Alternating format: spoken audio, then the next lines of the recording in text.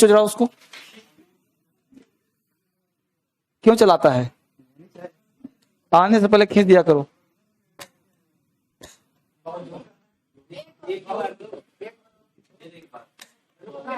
चलिए, तो हम लोग स्टार्ट किए थे मेन वर्ब, याद आ रहा है?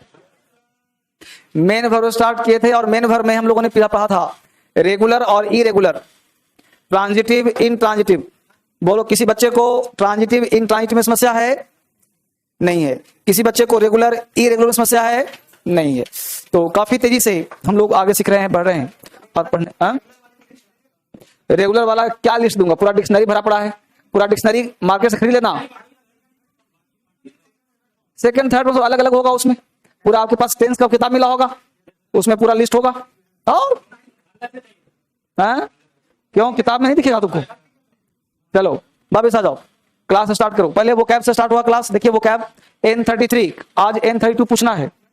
तो क्या बात, कल ही टास्क दिया था।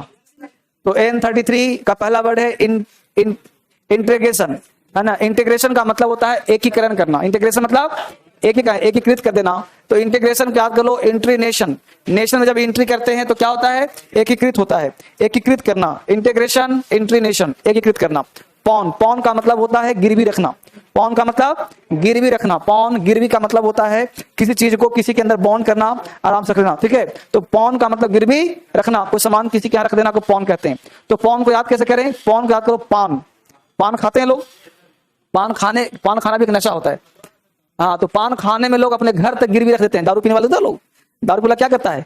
धीरे धीरे अपना सामान बेचा, जो ससुराल से घड़ी मिली थी उसको बेचा, फिर धीरे धीरे पत्नी का सामान बेचा।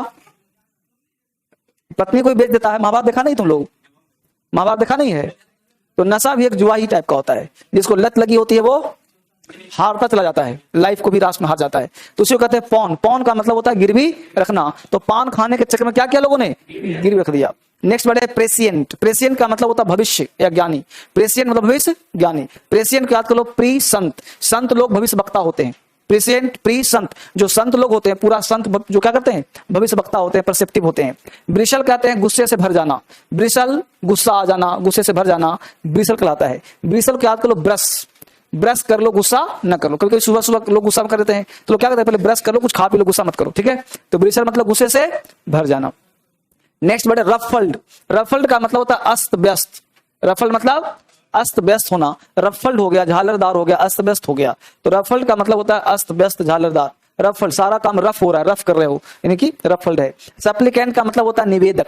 सप्लीकेंट, निवेदक। सप्लीकेंट, सारे एप्लीकेंट, जो एप्लीकेंट होते हैं, एप्लीकेंट कहते हैं उसको जो फॉर्म भरता है। जैसे आप एसएससी के एग्जाम देते हो, फॉर्म भरोगे तो आपको होता है एप्लीकेंट होते हैं। तो सप्लीकेंट, एप्लीकेंट। तो सारे एप्लीकेंट क्या होते हैं? निवेदक होते हैं, निवेदन।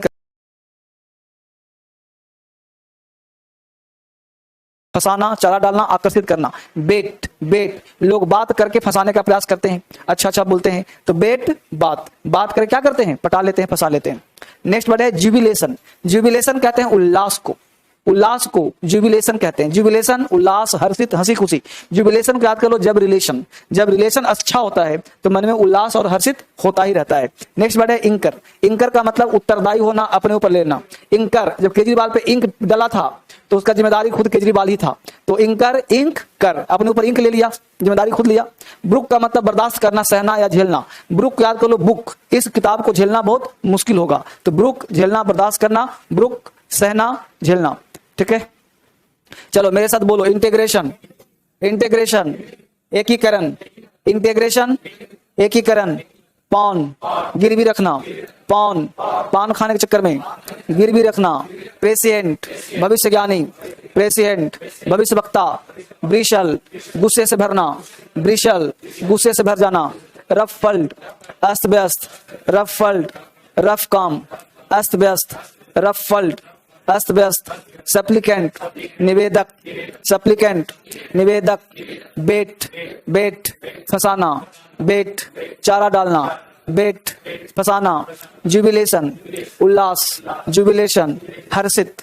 जुबिलेशन, उल्लास। इंकर, इंकर, उत्तरदायी होना। इंकर, उत्तरदायी होना। ब्रुक, बर्दाश्त करना। ब्रुक, बर्दाश्त करना। ब्रुक, झेलना। बहुत सुंदर। ठीक है, यहाँ तक आपकी तैयारी है, अच्छी चल रही है। आगे हम लोग भर की तैयारी करेंगे। जरा किताब लाइए, N1 वॉल्यूम 1 वॉल्यूम 2। बहुत बढ़िया, बहुत ही तेजी के साथ बढ़ने वाला बैच। आज हमको N32 पूछना है, एक एक बच्चे को खड़ा करना है। मामला थोड़ा इस तरह से का है, तो आगे से दोनों बालिकाएं खड़ी हो जाएं, मिलकर जोर से बोलना है। बोलो बच्चे, इंट्रिग का मतलब, इंट्रिग, हाँ बोलो। कल नहीं आई थी, टेस्ट भूल गई थी, क्या कह रही है लड़की? अच्छा, कहीं और टेस्ट रहा होगा, ओके, इसलिए इस क्लास को नहीं कर पाई, है ना। बहुत सुंदर, बहुत सुंदर, बहुत सुंदर। ठीक, कल पढ़ोगी ना? तो कल पूछूंगा N33, और यहाँ जो कल टास्क था turn over a new leaf से लेकर के a bolt from the blue, मतलब पूरा हाफ पेज पूछूंगा कि पेज नंबर 134 का, ठीक है ना, पेज नंबर 134 का पूरा हाफ, ठीक है। तो तुम बताओ बालिके, अब वेट ब्लैंकेट का मतलब बताओ। जबरदस्त तैयारी, पूछने की आवश्यकता ही नहीं तुमसे, ठीक है, बहुत सुंदर तैयारी। अब जरा नेक्स्ट बताओ, टॉक टर्की, अद्भुत अद्भुत। बोलो इंगल्फ का मतलब। बहुत बढ़िया, बैठ जाइए, बैठ जाइए, पीछे दोनों खड़े हो जाओ। बोलो इंटरस्टेट का मतलब।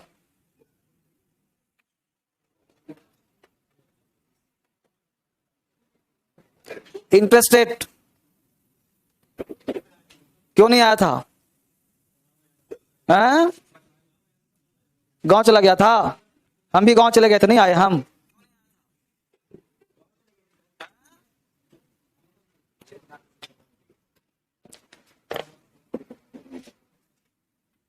कैसे हो सौरभ? तुम भी खड़े हो जाओ। नहीं वो लड़का, हाँ खड़े हो जाओ तुम भी। बोलो, तुम भी नहीं आया था कल?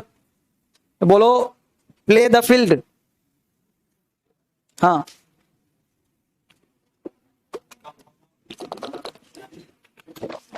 हम्म बोलो एन एप्पल ऑफ डिस्कॉर्ड। हाँ,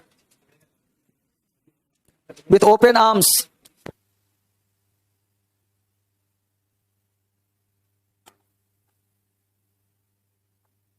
टॉक टर्की, बहुत बढ़िया। इनवाइबल का मतलब क्यों? तो आया करो, बैठ जाओ। बोलो प्ले हैवक विथ। क्यों जी, नहीं पढ़ा है? बोलो पोक वंस नोज इन और आउट। बोलो क्लाउड का मतलब। बोलो इंट्रिकेट का मतलब जटिल, कॉम्प्लिकेटेड। बोलो बर्ड्स आई व्यू। बैठ जाओ, पीछे से चारों खड़े हो जाओ। बोलो आउट ऑफ द ब्लू। सारे बच्चे मन ही मन बोलते रहो, आउट ऑफ द ब्लू। जोर से नहीं, मन मन का मतलब होता मुंह। बोलो अ वेट ब्लैंकेट। इनवाइबल नहीं पढ़ता, सब बैठो पीछे से। बोलो महापुरुष, वेट ब्लैंकेट का मतलब नहीं पढ़े थे, का है? सर नहीं पूछेंगे। तुम बैठ जाओ, तुम बैठ जाओ, बैठो। तुम खड़े हो जाओ। हाँ तुम, ठीक है। चलो आगे से दो खड़े हो जाओ वहां से। बोलो इंगल्फ का मतलब। बोलो बोलो वेट ब्लैंकेट। कोई नहीं पढ़ा, बैठो। बोलो एप्पल ऑफ डिस्कॉर्ड। परीक्षा में पूछता है जी, पता है कि नहीं? इस एग्जाम में पूछ देगा, है ना। अब इसका कोई ट्रिक ब्रिक नहीं होता कि तुमको समझाऊंगा, ये रटना पड़ेगा। बैठो, दोनों खड़े हो जाओ। बोलो प्ले हैवक विथ। जबरदस्त तैयारी। तुम भी बोलना, तुमसे अकेले में सुन लूं। तुम बैठ जाओ, इस अकेले अकेले में कहा? बोलो इंट्रिग का मतलब, इंट्रिग। बहुत सुंदर तैयारी, बहुत बढ़िया। बोलो कॉन्फ्रंट का मतलब, फ्रंट पे आके। हाँ, बोलो विथ ओपन आर्म्स। बहुत सुंदर, बहुत बेहतरीन। Snake in the grass. तुम निकले छुपा रुस्तम, बैठ जाओ। स्नैक इन द ग्रास, हाँ बोलो। जबरदस्त। अब birds eye view, super super. Cloud का मतलब जबरदस्त, बैठ जाइए। टॉक टर्की, अ वेट ब्लैंकेट, जबरदस्त। कन्फ्रंट का मतलब, तीनों बोलो। नहीं पढ़ा, आए थे ना कल, नहीं थी, बताई नहीं थी इसको फोन करके कि टास्क था। अपने अपने दोस्तों को बता दीजिए, मान लो कोई नहीं आया हो तो। अब पता चल गया ना, तो कल ये पूरा हाफ यहां तक हो जाएगा, है ना। और तीसरा था वो पूछूंगा, टास्क शुरू हो जाएगा, ठीक है ना। अब वेट ब्लैंकेट का मतलब,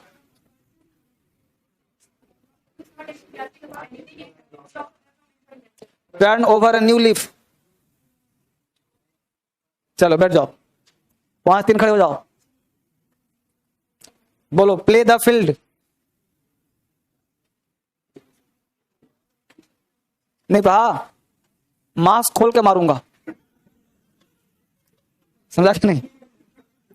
इंगल्फ का मतलब एम्पावर। बैठो, अब एग्जाम का सीजन आ रहा है इसलिए पूछ रहा हूं, बैठो हो जाओ। अब सीजन एग्जाम का आ रहा है, ना वैकेंसी आएगा। एम्पावर का मतलब, प्रोफ्यूज का मतलब, प्ले द फील्ड। बैठो, तीनों खड़े हो जाओ जी, तीनों चारों खड़े हो जाओ, तुम खड़े हो पीछे से। एक साथ लय में लय मिला के बोलना। An apple of discord, out of the blue, play havoc with, cloud, confront. बैठो, चलो जी पीछे से बालक खड़े हो जाओ। तेरी अर्थी सजावे उते फुल रख दिए। आउट ऑफ द ब्लू, पोक once knows, birds eye view. कुछ ऐसे काम चलेगा? हट, बैठो, तुम खड़े हो जाओ। क्यों नहीं आया था? अभी आया ना, सुनाओ। घर चला गया था, तुमको फोन किया था वो। आप टास्क सुन लो, 33 नंबर, अब पेज 134 क्लास का पूछना उससे, ठीक है। बैठो, चलो तुम खड़े हो जाओ, बोलो। Out of the blue, play havoc with, snake in the grass, line share, है ना। कुछ ही तो लीक हो जाएगा, लाइन्स मतलब शेर। अब शेर का हिस्सा कितना होगा? बड़ा ही होगा। बोलो। प्रोफ्यूज का मतलब, ये लाइन शेयर यूपीएससी में 3-4 बार पूछा है। चलो। इंटरेस्टेड, इंटरेस्टेड बस ना चलता है, अंतरराज्यीय बस। बोलो। इनवाइएबल, बैठो, चलो खड़े हो जाओ, बोलो। A wet blanket, play the field,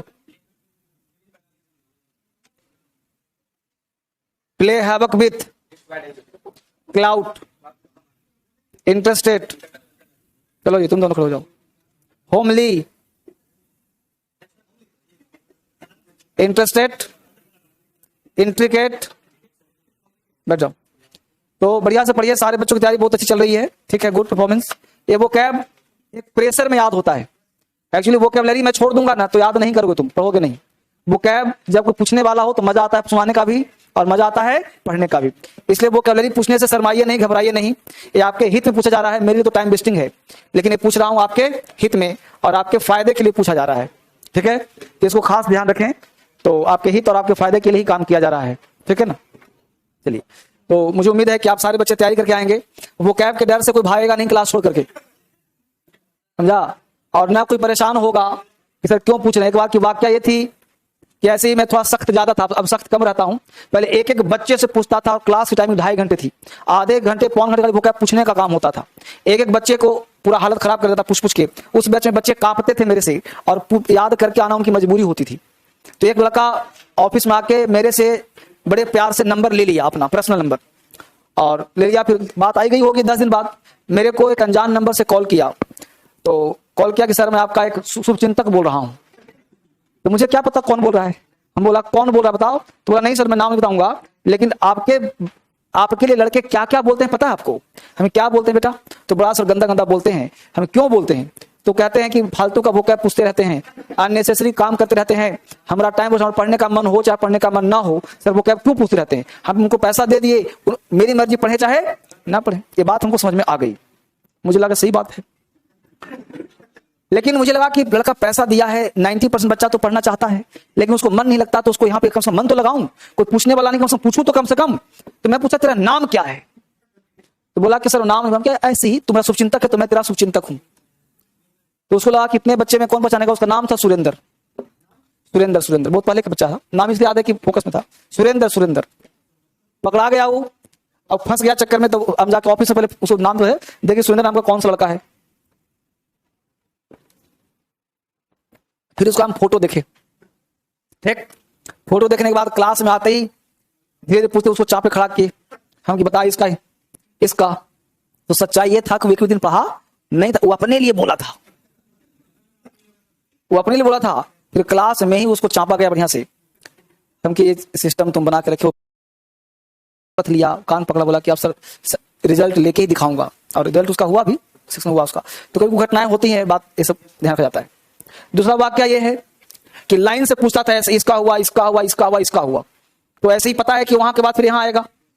तो एक लड़का ऐसे ही लाइन से जा रहा था, और मेरा पहले जो बोर्ड था ना यहां हुआ करता था, समझा? तो क्लास लंबा सा होता था पूरा। और एक बैच में किसी कोचिंग में था, मेरा अपना ही कोचिंग था, उसको नाम बदल दिया, उसका नाम था कोचिंग का काउंसिल। हाँ, तो उसको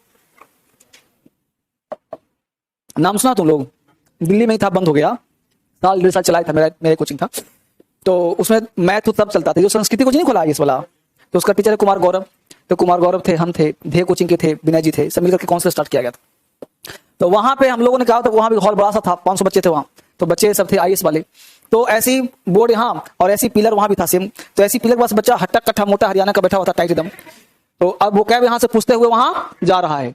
अब वो कैब पूछते जा रहा है, तो जैसे ही यहाँ पहुंचा तो 3-4 के बाद नंबर उसका था, बिना उसके नंबर दिए वो खड़ा हो गया। मुझे लगा उसकी तैयारी बड़ा टाइट है, और उससे पहले वो ऐसे ऐसे झूम रहा था। तो हम बोला कि कुछ लोगों की याद करी झूमने को होती है, मैं उसको देख रहा था, कुछ एक्स्ट्रा काम बच्चा का ध्यान पड़ जाता है उसका, मैं तो ऐसा को देता हूँ। तो वो कैसे खड़ा से झूम रहा था, मुझे याद कर रहा होगा। जब उसका नंबर भी आया भी नहीं है, तो वह ऐसे कर रहा था, ऐसे कर रहा था, और ऐसे खड़ा हो गया। यहां से पहला वर्ड उसके पास रास्ते में ही जा रहा था कि खड़ा था, आगे धड़ाम से गिर गया। सत्य घटना, गिर गया। अब गिर गया तो पूरा क्लास, सर मैं भी सन्नाटा में कि हुआ क्या, मामला क्या भाई। अब गिर तो गया वो। अब गिरने के बाद फिर बच्चे उसको उठाए, उसको हवा बहुत दे रहे हैं। अब क्लास भारी था, बच्चा उठा के उसको ऑफिस में लिटाया गया। लिटाने के बाद पानी वानी का छींटे मारा था, लेकिन आंख खोलने का नाम नहीं ले रहा। मुझे तो लगा कि कोई गड़बड़ हो गया तो हो जाए, एक टीचर ने टॉर्चर वॉर्चर किया तो ऐसा हो गया।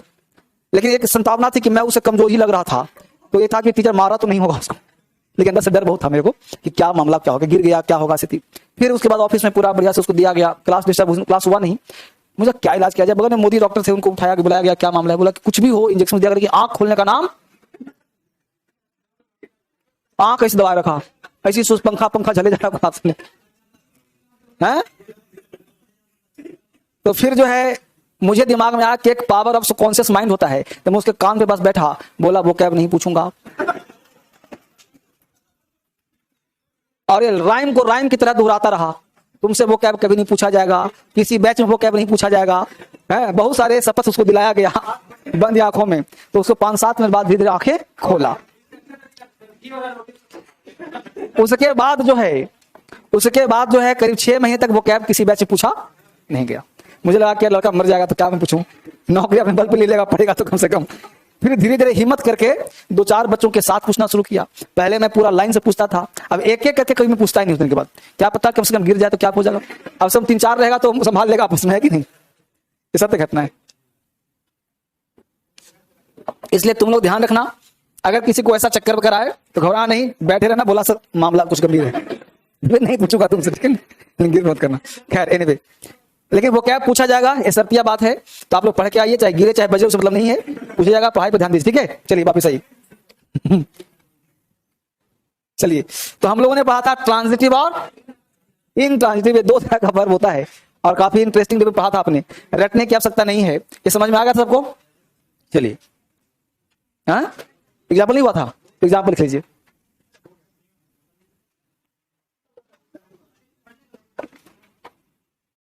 Apple.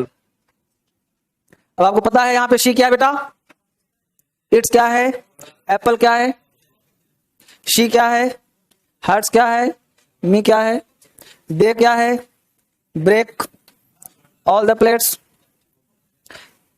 He killed the tiger in the forest, tiger को मारा तो क्या हो गया, ही क्या है, लाफ्स क्या है, एट नाइट क्या है ना। चलिए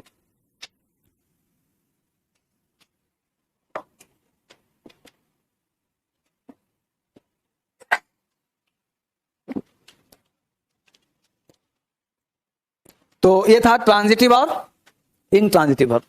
तो कल हमने इसको डिस्कस किया था पूरा और आप समझ गए होंगे इसको।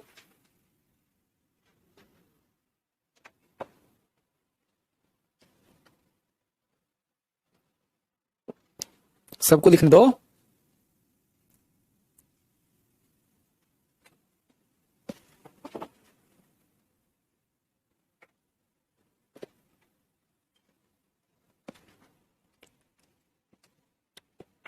लीजिए एग्जाम्पल और है, सी गोज टू रांची, तो यहां पे देखा subject verb complement, subject verb object, subject verb object, complement.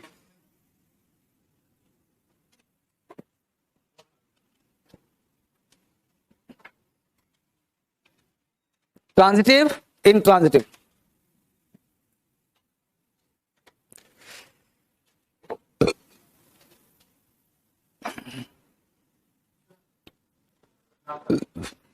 LAU गलती है ना, टाइपिस्ट भाई लाभ का स्पेलिंग ठीक करो।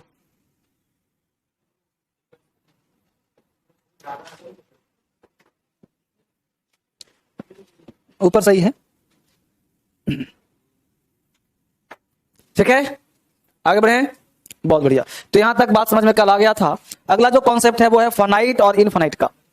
अगला वर्ड है फाइनाइट और इनफाइनाइट का। ये वर्ड यहां समझ में नहीं आएगा, इसको हमको पीछे करना पड़ेगा तब समझ में आएगा, क्योंकि कभी समझ में नहीं आता ना। फाइनाइट इनफाइनाइट, यही मेन क्लास है आपका, क्योंकि ट्रांजिटिव इनट्रांजिटिव रेगुलर इरेगुलर तो चुटकियों में सोल्व हो गया, एक क्लास में पूरा पढ़ लिया हम लोगों ने। आज का क्लास है फाइनाइट और इसको बड़े बारीकी समझिए। अगर इसको समझ लिया तो इंग्लिश समझ लिया। इतना कठिन पार्ट है, लेकिन आपके लिए इसे हलवा बना दूंगा मैं। सबसे पहले जानते हैं टर्म, जो चीज लगे उसके ओरिजिन पे जाइए कि इसका जड़ क्या है, राइट। तो फाइनाइट और इनफाइनाइट को पहले मीनिंग को समझते क्या होता है। फाइनाइट का मतलब होता है निश्चित और इनफाइनाइट का मतलब अनिश्चित। फाइनाइट का मतलब निश्चित और इनफाइनाइट अनिश्चित। अब निश्चित और अनिश्चित से क्या मतलब है वो उसमें और जड़ पे जाते हैं थोड़ा सा। तो कोई भी चीज निश्चित होता है वो शासित होता है, और जो शासित होता है वो शोषित होता है। अब ये बात समझ में नहीं आएगा, ये तो समझ में आ गया कि हिंदी इसका निश्चित होता है, शासित और तो हमने इसको एक दूसरे से इंटरप्रेट किया और जोड़ने का प्रयास किया कि निश्चित क्या होता है, निश्चित क्या होता है, शासित क्या होता है, शोषित क्या होता है। इसको थोड़ा सा और डिफाइन करता हूं। अंग्रेज इंडिया में आए थे शासन करने या व्यापार करने? व्यापार करने। शासन करने कोई कहीं जाता, क्या करता है? व्यापार, ठीक है। और अंग्रेज अंतिम क्षण तक व्यापार ही कर रहा था, वो व्यापार किया और आपने उसको ऑटोमेटिक शासन करने का अधिकार दे दिया, ठीक है। अब इस वर्ड को थोड़ा समझिए क्या होता है। अब मोदी जी शासन कर रहे हैं, तो क्या तुम्हारे घर पे डंडा ले खड़े हुए हैं? नहीं ना। तो शासन का मतलब क्या समझते हो तुम? शासन का मतलब होता है टैक्स। क्या होता है? डायरेक्ट और इनडायरेक्ट टैक्स, उसी को शासन कहते हैं। कानून जो नियमों से चला जाता है, और प्लस जो तुम उसको लगान भरते हो, टैक्स भरते हो, इसका मतलब तुम शासित हो, तुम पर किसी न किसी का शासन है। बस मैं समझा, प्रत्यक्ष या अप्रत्यक्ष। तुम मैगी खाओगे, तुम चिप्स खाओगे, तो बिस्किट खाओगे, तो उस पर क्या है? इनडायरेक्ट टैक्स लगा हुआ है। तो मैं नहीं कह सकते कि 25 पैसा सरकार को जाता है, मैं इतना ही दूंगा, 25 पैसा कम दूंगा, नहीं दे सकते, दुकानदार आपको नहीं देगा, क्योंकि सबका चेन जुड़ा हुआ है। यानी कि अंग्रेज जब इंडिया में आए तो सबसे पहले उन्होंने एक निश्चित व्यापार किया। समझा गौर से बाबू, तुम्हारे लिए पढ़ा रहा हूं। ओ हाँ, लड़का जो तुमको नहीं समझ रहा, इसमें बारीकी से। तो पहले उसने क्या किया? निश्चित प्लेस किया कि मुझे शासन करना है। निश्चित कैसे होता है समझो गौर से। अब क्या होता है कि फाइनाइट का मतलब निश्चित, इनफाइनाइट अनिश्चित। अब यहां समझिए कि जैसे एक लाइन समझना, यहां पे वापस आता हूं कि निश्चित का मतलब हम लोग पढ़े क्या है? सब्जेक्ट वर्ब और अदर वर्ड। अब हम इसी वर्ब की बात तो कर रहे हैं ना, यही वर्ब होगा रेगुलर, यही होगा ट्रांजिटिव, यही होगा फोनाइट, और यही होगा, यानी नेचर के हिसाब से चेंज होगा। यानी हम कहना चाहते हैं कि वह वर्ब जो निश्चित हो, यानी वैसा वर्ब जिस पर सब्जेक्ट का शासन हो फोनाइट, और जिस पर शासन ना हो इनफाइनाइट। तो शासन का मतलब क्या? निश्चित। अब इसको समझिए गौर से। तो अब निश्चित प्लेस किया, तो अब क्या हुआ कि मान लो कि पूरे मुखर्जी नगर में एक ही शॉप होता जहां दूध, चावल, रोटी, कपड़ा, मकान सब मिलता, और कोई दुकान यहां होता ही नहीं। तो 5 किलोमीटर से एक कस्टमर आते इसके पास और सामान खरीदते। मान लो एक मिल्क का पैकेट, दूध का पैकेट 10 रुपए मिलता था, दुकानदार ने आज मूड हुआ कि उसने 30 रुपया कर दिया। कितना कर दिया? लिखा हुआ 10 ही कर दिया 30। अब इस समाज में 3 तरह के लोग पैदा हो जाएंगे, ऑटोमेटिकली पैदा हो जाएंगे। 3 ग्रुप में लोग बढ़ जाएगा। पहला ग्रुप होगा जिसके पास पैसा होगा, वो थोड़ा सा मन में आक्रोश होगा, गुस्सा होगा, लेकिन उसको दूध की लत पड़ चुकी है, घर में बच्चे रो रहे हैं, पैसा है उसके पास, तो 30 टका दे करके दूध खरीद के चला जाए। थोड़ा बोलेगा कि यार कल तो 10 था पर नहीं 30 हो गया, अच्छा ठीक है तो दे दो।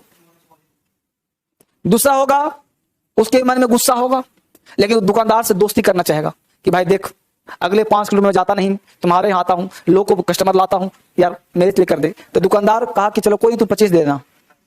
मुड़ा उसको भी, लूटा उसको भी, 5 रुपया कम लूटा, हाँ 10 का ही ले रहा 25 उससे, लेकिन ये इसके लिए काम करेगा कि हमको 5 रुपया छोड़ा, मतलब मेरा आदमी है वो, और उसके सेना में बहाली हो जाएगा। उसके लेना शुरू कर दिया। वही हिंदुस्तान के लोगों ने किया था, किसके साथ? अंग्रेजों के साथ। वही हिंदुस्तान के लोगों ने किया था मुस्लिम आक्रमणकारियों के साथ। यहीं के लोग उसके सेना में शामिल होकर यहीं के लोगों को मारना शुरू किया था। यही पॉलिसी अपनाया गया था विदेशी आक्रमणकारियों के साथ, यही आक्रमण बनाया गया था अंग्रेजों के साथ। क्लियर हुआ? तीसरे ग्रुप के लोग हो जाएंगे जो सीधा भगत सिंह पैदा हो जाएंगे। वो दुकानदार को ही लूट लेंगे कि चोर है, 10 का माल 30 में बेच रहा है, तो क्या करेंगे? भगत सिंह ये लूट लेंगे कि नहीं ये चोर है, 10 का माल 30 में बेच रहा है, ये टैक्स नहीं देगा। बस समझ बात को? अब वापिस आ जाइए। तो 3 तरह लोग पैदा हो गए नहीं समझ में? अब सुनिए, अब ये विद्रोह यहां जो हुआ तो ये हमेशा सख्ते में आ जाएगा। अब थोड़ा सा इस मुद्दे को वापिस समझाते हैं, आपको समझाने के लिए मैं काम कर रहा हूं। यहां एक कॉन्सेप्ट और लीजिए कि मान लेते हैं दिल्ली है, दिल्ली, राइट। दिल्ली में हालांकि मुगल वंश की स्थापना आगरा में हुई थी। कहां हुई थी जी? लेकिन मान लेते हैं दिल्ली में हुआ था। कब हुआ था? 1526 में, राइट। अब ये दिल्ली के आसपास का टेरिटरी है, आसपास का इलाका है, राइट। दिल्ली में मुगल साम्राज्य एक ऐसा साम्राज्य हुआ जो अपने आप को ज्यादा बढ़ाने में कुशल हुआ, और अकबर जब आया था तो 1556 में, तो उसने कोशिश किया था अपने साम्राज्य को एक अखंड साम्राज्य बनाने का प्रयास किया था। तो इस तरह से साम्राज्य को बढ़ाया। तो दिल्ली के आसपास का एरिया है, ये बिहार है, ये बंगाल है, ये दक्कन है, राइट। तो आपने अक्सर युद्ध सुना होगा, बिहार का युद्ध, दक्कन का युद्ध, बंगाल का युद्ध सुना होगा अक्सर। कभी सुना है दिल्ली का युद्ध? नहीं सुना होगा। क्यों? अब समझिए गौर से। ये बिहार है। तो 1529 में शेरशाह बाबर के यहाँ आया था और उसके यहाँ तोप चलाने का काम किया था। क्या चलाने का? तोप। और तोपची बन गया था। और 1529 में कुछ समय में वो बिहार का सूबेदार बन के चला गया था सासाराम में, शेरशाह। और वहां जब पहुंचा तो पता चला कि बाबर 1530 में निकल लिया है, मतलब मर गया। बाबर क्या हुआ? तुम बोलता तो ज्ञान कम है, बोलता ज्यादा है। अभी हुमायूं कहां से आ गया? हुमायूं तो तब ना पैदा, 1530 में पैदा ना होगा जी, अभी कहां से पैदा हो गया वो?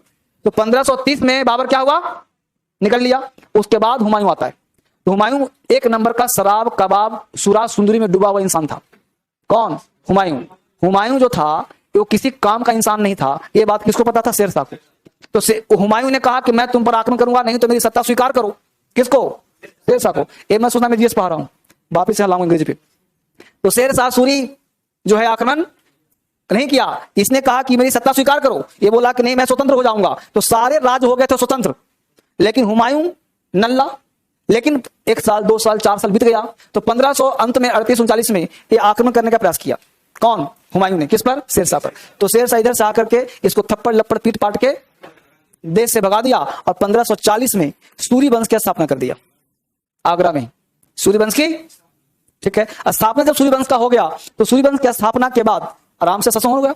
ये इतना अयास किस्म का आदमी था हुमायूं कि 40 में भागा है, उसको राज्य का चिंता नहीं है। 1542 में अकबर को जन्म दे दिया दूसरी महिला शादी करके। 1542 में अकबर का जन्म हो चुका था। इसका मतलब कि शादी किया होगा 41 में ही। जिसका राज्य खो जाएगा उसको दिमाग काम करके शादी विवाह का 100-200 महिलाएं तो पहले से थी उसके पास, लेकिन फिर से एक नया महिला शादी करके अकबर को पैदा कर दिया 42 में। खैर वो अच्छा बेटा निकल गया। तो अब क्या स्थिति हुआ कि 1556 में उसका जो, हालांकि पहले के लोग जो राजा बन जाते थे एक बार, तो उसका जो जितने भी उसके रक्षक होते थे वो भगवान मानते थे राजा को, कि राजा भगवान होता है। खैर नहीं, तो उसके जो रक्षक थे 1556 में फिर से एक बार होता क्या, किसी किसी वंश में एक ही राजा होता है जो अच्छा काम का होता है। जैसे शेरशाह एक ही था, बाकी उसके 1545 में क्या होता है कि शेरशाह मर जाता है ना, किसी वजह से मर जाता है, और उसके जितने नीचे वाले होते हैं वो सब हो जाते हैं फिर से अय्याश किस्म का, किसी काम का नहीं रहते हैं। और 1556 में पूरी तरह से सूर्यवंश की समाप्ति हो जाती है। यानी 1556 से लेकर के 1540 से लेकर के 1555-56 तक सूर्यवंश रहता है 15 साल, बाकी क्या होता है फिर से मुगल वंश आ जाता है। कहीं नहीं। अब स्थिति क्या हुआ सोच समझिए बस, कहने का मतलब क्या था, ये दिल्ली 1556 के बाद जब एक बार मुगल वंश आया तो दिल्ली के आसपास के जितने भी आपस में सूबेदार हुए, उन्होंने कभी विद्रोह करने का प्रयास नहीं किया। क्यों नहीं? इसलिए कि वो नजदीक था। क्या था? नजदीक था। ये पता चलता तो एक सेकंड के अंदर पहुंच जाता वहां, पीट पाट के शांत रहो। लेकिन हमेशा दक्कन का विद्रोह क्यों हुआ? क्योंकि पहाड़ी इलाका है, यहां से विद्रोह करने जाने में महीना टाइम लगेगा, तब तक वो हो जाएगा, पहाड़ी में छुप जाएगा, मारकाट करेगा। बिहार जाने में 6 महीने लगेगा। पहले मान लो दिल्ली से कोई सैनिक जा रहा है पूरा हाथी के साथ, घोड़े के साथ, पैदल के साथ, पहले ट्रेन थोड़ा था, पैदल जाना है। अब पैदल बिहार पहुंचेगा, आप खुद सोचो इतनी धूप में आप 10 मीटर चलते हो तो पसीने पसीने थक जाते हो, और उस समय 10 किलो का भाला लेके, गड़ासा लेके, चाकू लेके अब जाएगा। न पीने का आरो पानी, कौन पानी? वही पानी कुत्ता पी रहा है नले वाला, वही पानी आदमी पीता होगा, पोखर वाला वो नहीं पीता होगा जी। तो गंदगी आज है तो गंदगी कल भी तो रही हुई कुछ कुछ, तो वो जा रहा है वही पानी, खाने कहाँ, भूख का। अभी भी आप दिल्ली में कहीं एग्जाम दे जाओ, अब वो खाने की किल्लत मिलती होगी। आज के डेट में बढ़िया खाना मिलता कहीं नहीं मिलता होगा। तो उस जमाने में कहीं दुकान होता होगा तो क्या खाता होगा, सोचो करो। तो यहां से चलता होगा 4000, पहुंचा होगा 3000, 1000 रास्ते में, और लौटता होगा 2000। तो जो वहां घर पे है वो तो और स्ट्रॉन्ग होगा। कल्पना करो ना, जीएस तो पढ़ना आसान चीज है, उसमें इंटरेस्ट हो ना पढ़ने में। तो अब सोचो यहां से गया तो दूसरे लोग विद्रोह क्यों करते थे? क्योंकि पता था कि यहां से चलेगा तो मैं मजबूत पहले से रहा हूं, ये आएगा तो मैं इसको कूट दूंगा। अगर इस संख्या में ज्यादा होगा तो अलग बात होगा। बस मैं बात को अब सोचो, तो नजदीक में विद्रोह इसलिए नहीं हुआ कि नजदीक पे शासन आराम से किया जा सकता है, और दूर पे शासन तंत्र क्या होता है? कमजोर होता है। ये बात मैं 1 सेकंड में समझा सकता था, लेकिन इतना बड़ा इसलिए समझाया कि ताकि समझे बेहतर है। एक और एग्जांपल लेता हूं। आप दिल्ली में आए हो, मान लो आप 2 भाई हो, एक भाई आपके घर में है और आप आ गए उठ करके दिल्ली।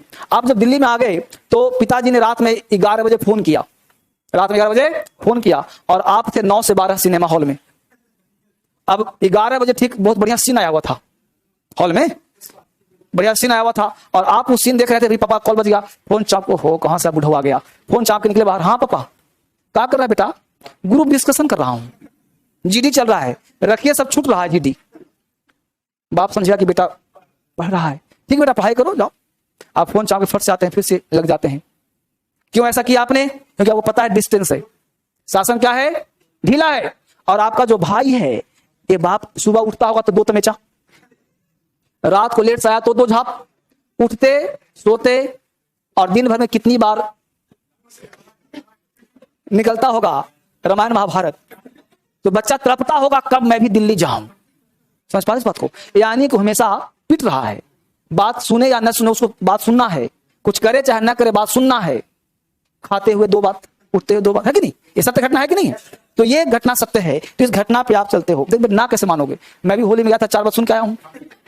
ना होने का सवाल नहीं। गार्जियन का नाम ही है डांट, वो डांट देंगे ही देंगे चाहे कुछ भी रहो, और नहीं डांटे हैं तो आप सही पुत्र हो ही नहीं। नहीं सर, चलो वापस आ जाओ।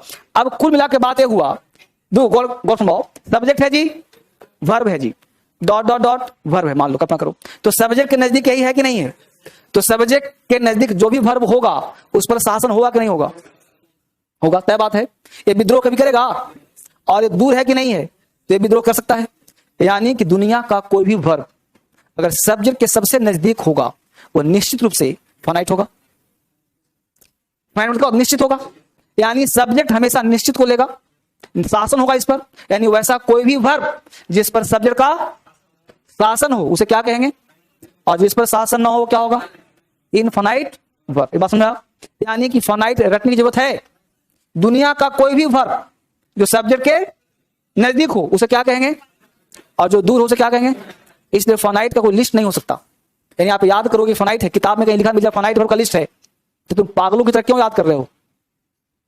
समझ पा रहे हो आपको ना, क्योंकि डिक्शनरी का कोई वर्ब फाइनाइट हो सकता है जो सब्जेक्ट के पास होगा। अब कोई कह दे कि गो फाइनाइट है और कम इनफाइनाइट है, उस बाबरे से ये पूछो कि अरे सब्जेक्ट के बाद लगा दो, अरे राम लिख दिया तो राम गोज लिखो, राम कम्स लिखो, दोनों फाइनाइट हो गया। एक कॉन्सेप्ट हुआ क्लियर? तो दुनिया का कोई भी वर्ब जो सब्जेक्ट के नजदीक हो, पास हो, उसे क्या कहेंगे हम, और जो दूर हो से क्या कहेंगे। यहां तो बात समझ आ गया। तो अब आप पढ़ना शुरू करिए। ये कहानी इसलिए समझाया गया था इतना तरीके से, इतना टाइम इसलिए याद, थोड़ा जीएस में भी इंटरेस्ट पैदा करवा दिया आपको। अब लिखिए, लिखिए, ऐसा कोई भी वर्ब जिस पर सब्जेक्ट का शासन हो उसे हम फोनाइट वर्ब कहलाता है, और इसलिए ना जिस पर शासन ना हो उसे इनफिनाइट कहते हैं। जिस पर शासन ना हो उसे इनफिनाइट वर्ब कहते हैं। ठीक है, लॉलीपॉप है, एक सेकंड का काम था। ऐसा कोई भी वर्ब जिस पर सब्जेक्ट का शासन हो फाइनाइट वर्ब कहलाता है, और जिस पर शासन ना हो वो इनफिनाइट वर्ब कहलाता है।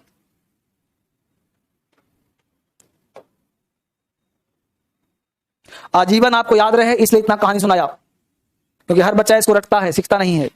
ऐसा कोई भी वर्ब जिस पर सब्जेक्ट का शासन हो फाइनाइट वर्ब कहलाता है, और जिस पर शासन ना हो उसे इनफिनाइट वर्ब कहलाता है। तो शासन होने का मतलब है कि सब्जेक्ट के पास जो भी होगा फाइनाइट होगा, जो दूर होगा वो इनफिनाइट होगा। ये दो बात आपको समझ में आ गया होगा।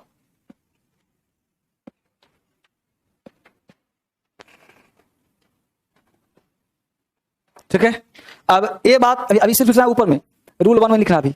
तो हमने कहा ऐसा कोई भी वर्ब जिस पर सब्जेक्ट का शासन हो फाइनाइट, जिस पर शासन ना हो वो इनफिनाइट। ये समझ में आ गया। हमने कहा कि सब्जेक्ट के बाद वर्ब आता है, ये वर्ब 100% फाइनाइट ही होगा, इनफिनाइट हो ही नहीं सकता। लेकिन ये बात कोई व्यक्ति पूछे तो इसे प्रूफ कैसे करोगे? ये तो नहीं कि तुम सुनाओगे कहानी अकबर बीरबल की, है ना, ये तो हमने तुम्हें याद करवाने के लिए कहा था, लेकिन ऑथेंटिक कोई नियम तो है नहीं कैसा होता है। ये तो हमने सिखाया जानबूझ के ताकि तुमको याद रहे जीवन, भूलो नहीं। इसका नियम, ग्रामेटिकल नियम ये कहता है कि यदि किसी सेंटेंस के सब्जेक्ट का नंबर और पर्सन चेंज करने से वर्ब के फॉर्म में परिवर्तन हो जाए तो फाइनाइट, और परिवर्तन ना हो तो इनफिनाइट। जैसे है सब्जेक्ट, वर्ब और अदर वर्ड, हम इसका नंबर पर्सन चेंज कर देंगे। अगर ये बदल गया तो फाइनाइट, ना बदला तो क्लियर हुआ? लिख लो पहला, है ना। लेकिन जो तुमको याद करवा दे, याद उसी को रखना। ये सब नियम कानून बस पढ़ाने के लिए है।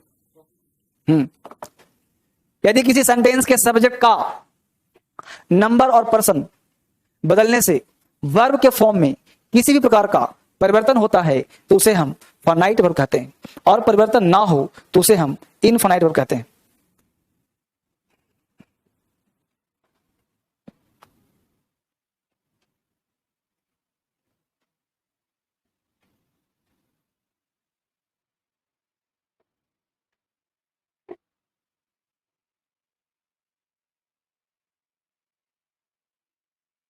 यदि किसी सेंटेंस के सब्जेक्ट का नंबर और पर्सन बदलने से वर्ब के फॉर्म में किसी भी प्रकार का परिवर्तन हो तो उसे हम फाइनाइट वर्ब कहते हैं, और ऐसा करने से यदि वर्ब के फॉर्म में कोई परिवर्तन ना हो तो उसे हम इनफाइनाइट वर्ब कहते हैं।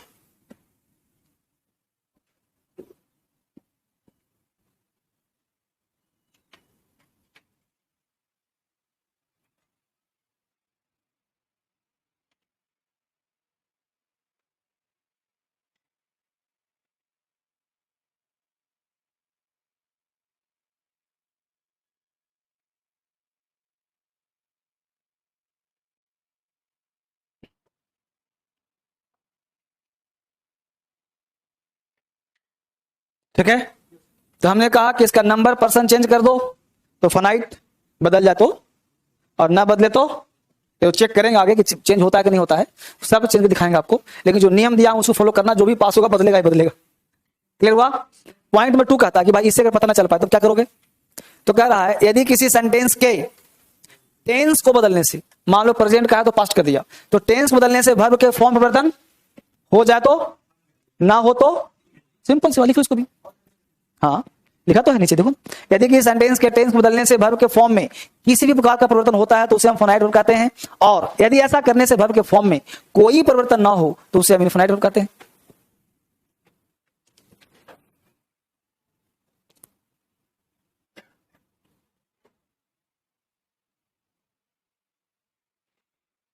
ठीक है, अभी एग्जाम्पल नहीं लिखना है।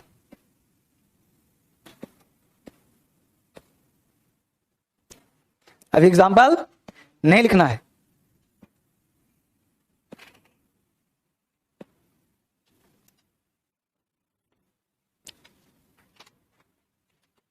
ये दो रूल हमने दिया आपको फाइनाइट और इनफाइनाइट पहचानने के लिए। ये दो कॉन्सेप्ट दिया गया है जिसके तहत आप फाइनाइट और इनफाइनाइट को पहचानेंगे। सिर्फ सोचो, सिर्फ पहचानना बहुत जरूरी है इसको कि फाइनाइट इनफाइनाइट क्या होता है।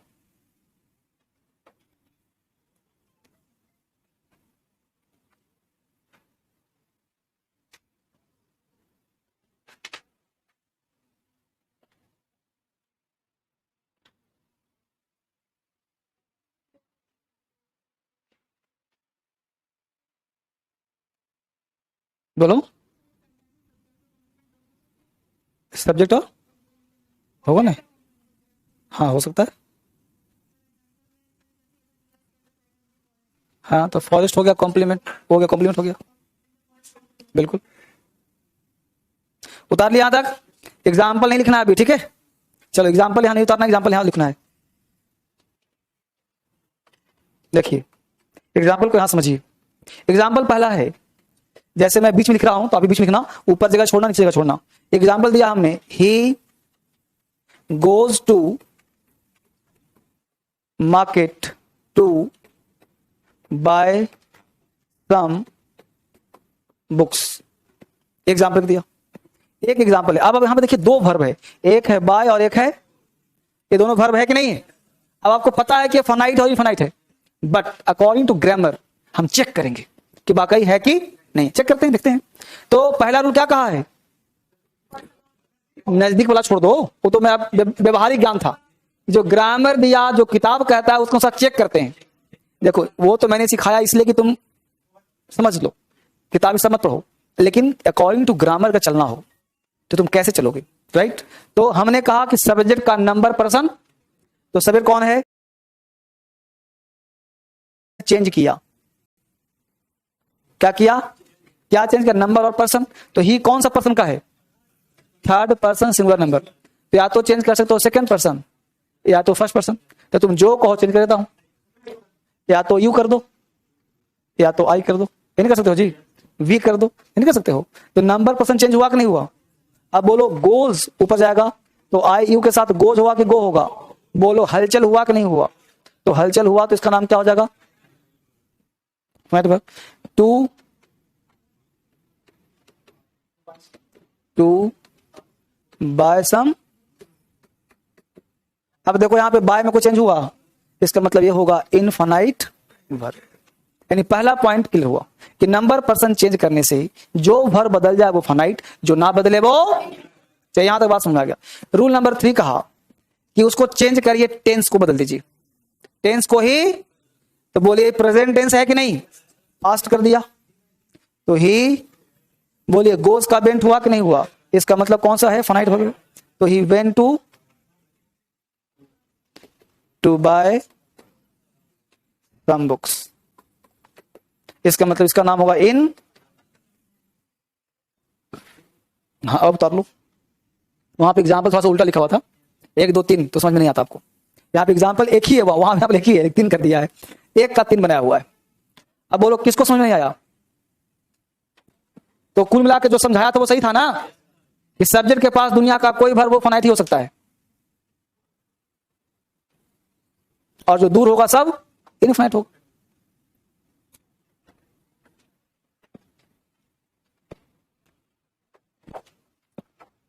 लिखिए इसको आराम से। वहां तक जितने बच्चे हैं सबको साउंड क्लियर है ना? आवाज ठीक है।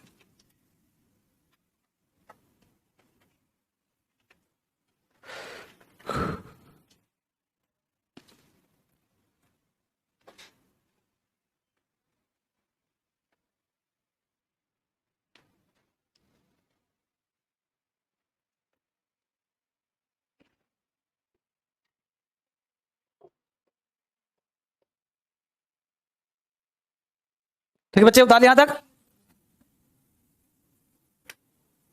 बहुत सुंदर। आगे बढ़ने का प्रयास करते हैं हम लोग। यहां तक सीख गए। देखो जो बच्चा ऑनलाइन पढ़ रहा है वो काफी तेज है, वो बोल रहा है सर आगे बढ़ाइए अब तेजी से। हो गया तक? अब यहाँ पे 2-3 बातें खुल करके आ रही हैं।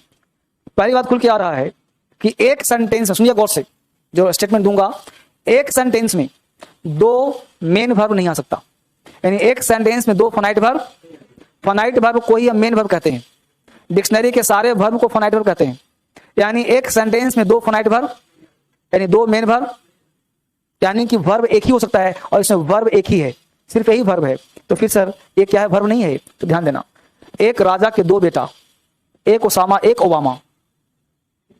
एक ओसामा, ओबामा अच्छा बेटा जो राष्ट्रपति बन गया, एक ओसामा बुरा बेटा जो आतंकवादी बन गया। तो राजा ने कहा कि मेरा बेटा है ही नहीं। यानी आतंकवादी को लोग बेटा हो तो ये बेटा नहीं मानते हैं। जैसे अफजल था, मारा गया था, उसकी मदर से पूछा गया था, बोला मेरा बेटा है ही नहीं। बोला क्यों? बोला जब आतंकवादी बन गया तो मेरा बेटा है ही नहीं, मेरे संपर्क नहीं रहा, हमसे हटा दिया। खैर वापिस आ जाओ। कहने का सेंस ये मेरा है कि जो बाय में टू लगा है ना, इसलिए वर्ब नहीं हुआ। वर्ब, अगर वो वर्ब होता तो सब्जेक्ट की बात मानता। दुनिया का कोई भी वर्ब होगा तो सब्जेक्ट की बात मानेगा, जैसा कहेगा सब्जेक्ट वैसा वो चलेगा। अगर वो बात नहीं मान रहा इसका मतलब वर्ब नहीं है। तो वर्ब नहीं है तो क्या हो सकता है वो? तो वर्ब नहीं है तो वो नाउन हो सकता है, नाउन हो सकता है, एडजेक्टिव हो सकता है, एडवर्ब हो सकता है। समझ पा रहे बात को? तो उसका एक नामकरण करना पड़ेगा, एक नामकरण करना पड़ेगा कि अगर किस नाम से जाना जाएगा वो। क्लियर? इसका मतलब कि वर्ब 2 तरह का होता है, फाइनाइट और इनफाइनाइट। फाइनाइट और, तो दुनिया के सारे वर्ब होते क्या हैं? फाइनाइट। यहाँ पे बेसिकली एग्जांपल था नंबर 2 से निकला पहला और 2 से निकला 3। ये नंबर, इसका नंबरिंग ऐसे करना था, 1 नंबर, इसको ऐसे करना था, इसको ऐसे करना था। क्लियर? खैर लिख लिया आप लोगों ने। अब बोलो दुनिया के सारे वर्ब क्या होते हैं? दुनिया के सारे वर्ब, बुड़बक कोई दूसरा आदमी कहेगा फाइनाइट पढ़ा रहा हूं, पढ़ो। तब दुनिया के सारे वर्ब क्या होते हैं? Finite verb. इसलिए इसको पढ़ने की आवश्यकता नहीं है।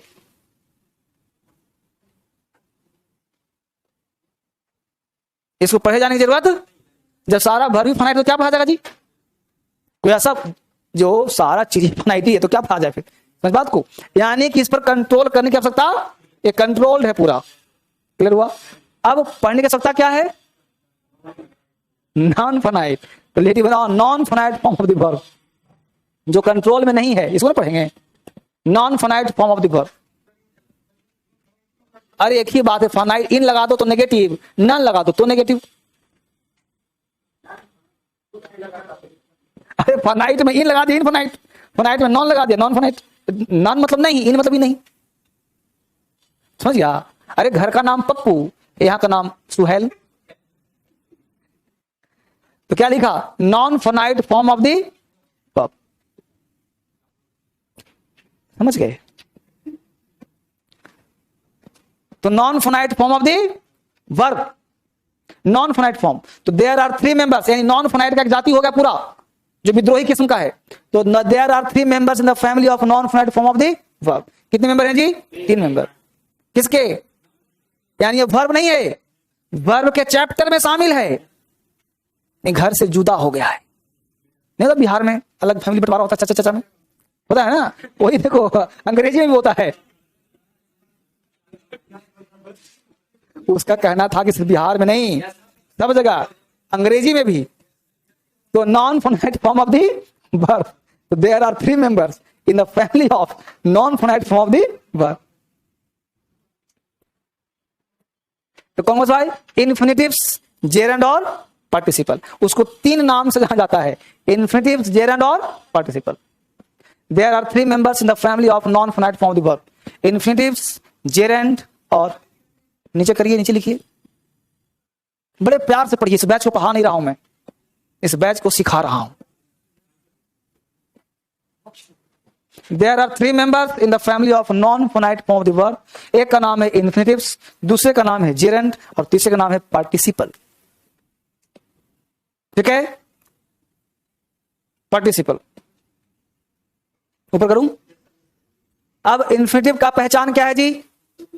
यानी कि आज के बाद अगर वर्ब के साथ क्या लगा दिया जाए तो उसका नाम वर्ब होगा क्या? क्या नाम होगा? इन्फिनिटिव्स। तो जो वहां टू बाय था वो क्या वर्ब था कि इन्फिनिटिव था? यानी वर्ब नहीं था सर, इन्फिनिटिव्स था।